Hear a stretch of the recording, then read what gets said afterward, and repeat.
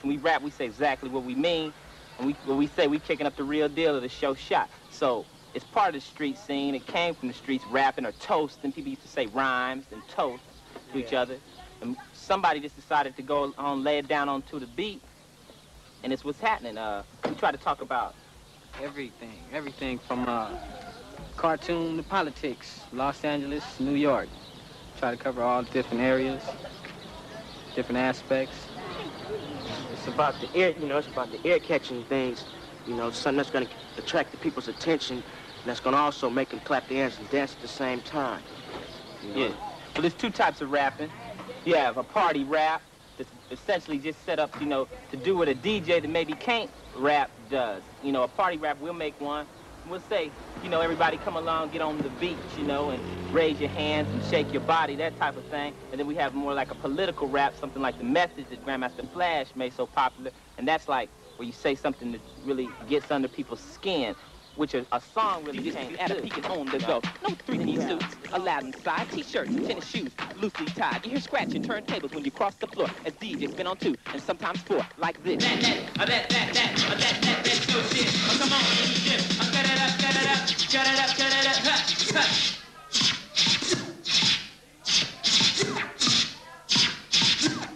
and you don't quit, cut it up. You're listening to that big cat. I remember in New York City Spin Master.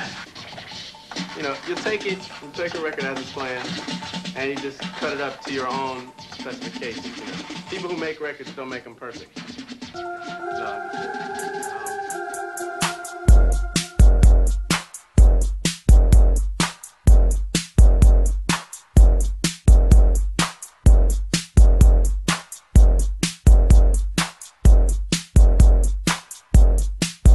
In these times of hate and pain, we need a remedy to take us from the rain. Jealousy, a little greed. I've been thinking of what I need. I need a freak to hold me tight. I need a freak every day and every night. I need a freak to kiss me wet. I need a freak to be my home computer set. I need a freak with curly hair. When I need this freak, I need her to be there. I need a freak with flying curves. I need a super freak to calm my nerves. I need a freak with long, long hair. A super freak in underwear. I need a freak to treat me right. I need a freak every day and every night.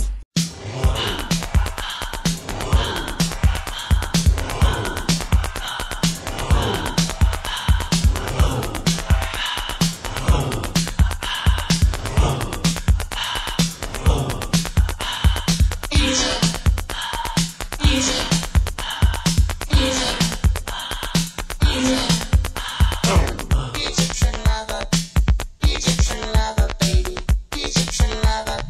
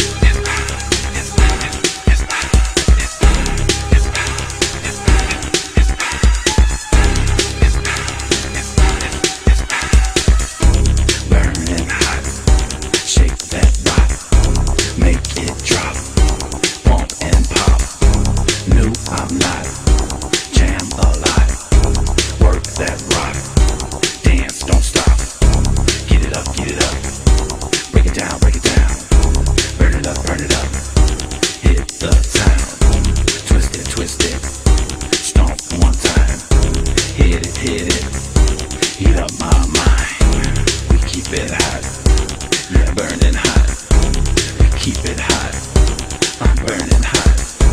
We keep it hot. Yeah, burning hot. We keep it hot. Burning hot. Come on, dog! Wow, he just a little tail, 1 and 2. Do your thing, dog.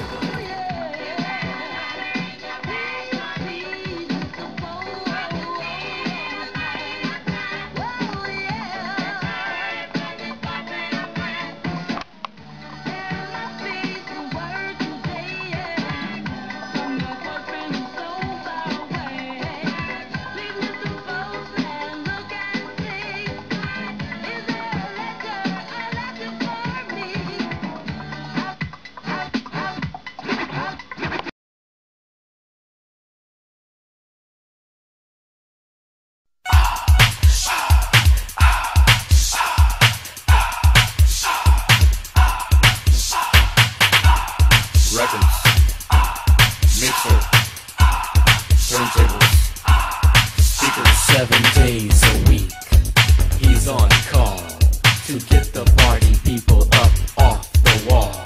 You'll feel motivated as he operates, 'cause party energy is what he generates. He'll prescribe for you his potent elixir, 2 turntable speakers and a mixer. He'll rock your party wherever you be, calling Dr. Dre to surgery.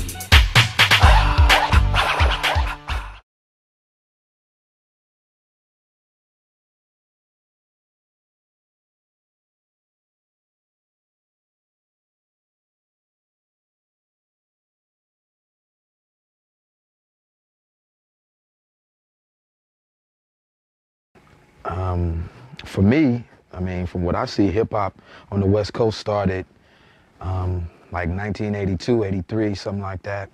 And I guess so-called gangster rap started at the same time, because those were the first records that really made it out here, you know. I mean, Ice-T had a big influence on a lot of people out here, because he actually started it to me. Ice-T and Schoolie D, actually. Schoolie D had the record PSK out at the time, and Ice-T had 6 in the morning. And these were the only records we were playing, because, you know, they were saying things that we could relate to, you know. Were you familiar with the hip-hop scene going back to New York, like, during those years? Like, you know, what was happening, like, with Africa Bambaataa and stuff? Yeah, I was hip to New York hip-hop. I mean, that's where it started, you know what I'm saying? And anybody that doesn't believe that is tripping, straight up. I mean, you got to give props where props is due. They originated it, you know, and it just spread it, and now it's bigger than ever, and it's going to get bigger. Now, do you see a difference between hip-hop and rap? A difference between hip-hop and rap. Do I see a difference? No, you know. Some people in hip-hop are cornier than others, you know, but everybody's out there doing their thing and doing it to the best of their ability, I believe, you know. There are some people I think should leave it alone and go get 9 to 5s, you know, but for the most part, it's all the same world. Everybody's trying to do pretty much the same thing. Get in, have some fun making music, and make some money out of it if possible. What are some of, like, the positive aspects that came out of gangster rap? And do you think that it came from, like, the political rap scene that was also happening a little bit? Some of the positive things that came out of it, it's to me, the fact that it existed, you know what I'm saying? Because it gave people something else to do. That everybody that's in hip hop, it gives you something else to do, you know? Everybody's not fortunate enough to be a doctor or a lawyer, you know? Everybody doesn't complete 4 years of college, you know? It gives you something else to do, and it is a job, straight up. It's a straight up job. I think I'm very blessed, you know. If there was somebody that was struck by luck, by God, I'm one of those people, seriously, you know, because I've had a very blessed life, straight up. Do you think, like you were talking about also the music for a minute, how does, like there were different elements that were put into hip-hop and rap music in the beginning, then it kind of got away from that a little bit. You know, why do you think some people are limited in terms of their musical input into like what they're listening to? I think people are limited because they're very well influenced by people that's around them or people that's in the media, you know. You see somebody criticizing something, you're not going to do that. You know what I'm saying? I don't think like that. I'm only going to do what I like, straight up. And a lot of people have tunnel vision. Like you may see people talking about how if they get a lot of money or something like that, they're going to stay in the ghetto, they're going to stay in the projects.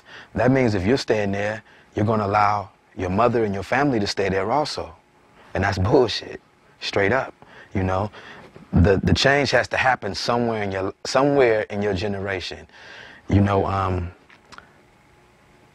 for my family, I'm saving money and I want my kids to start on another level. I don't want them to start in the projects. No, that means they have to build for their families.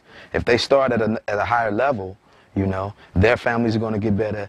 That means your generation down the line, they're going to have a foundation, you know, and I'm going to set the foundation, straight up.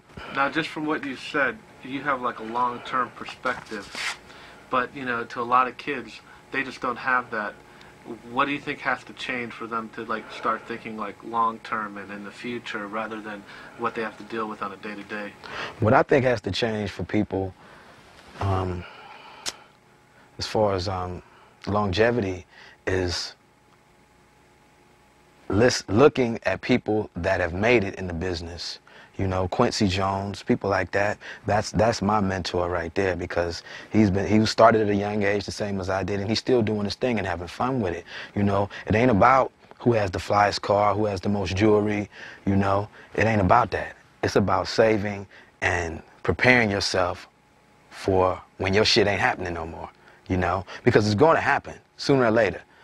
You know, you never know when, you know. When Dr. Dre falls off, if and when that happens, I'm cool. I'll never have to touch another button as long as I live, straight up. I'm cool, you know. And that's what you have to think. You have to say, okay, I know I'm gonna fuck off some money, so let me put this money over here to fuck off, right? And let me save this. Let me save this. Take care of your taxes, take care of all that shit. You gotta make sure you're prepared when the shit gets thick. What is it about like a certain region that makes the music so important? I think everywhere has to have their own sound. You know what I'm saying? That's what makes it different. That's what makes music different. You know, whether it be hip hop or any form of music. You know what I'm saying? Every place has their own sound. We over here on the West Coast, we have our own sound, we have our own thing. If you're digging it on the East Coast, it's all good. If you're not, it's all good, you know? I make my music for the listeners, just the people that want to listen. You know, people in the South have their own thing, you know. Tell me what it was like the first time you heard your stuff on the radio. Ooh, the first time I heard my stuff on the radio. That's a feeling you can't even describe. It's like having your firstborn and shit, you know what I'm saying? This shit is crazy. And like I was saying, man, it's like no matter how many hit records you've made, no matter how many platinum records, no matter how long you've been in the business, it's nothing like hearing your shit on the radio, straight up. I don't care what nobody say. Oh, I get tired of listening to my cut. You can listen to your shit 1,000,000 times and be tired of hearing it in your car.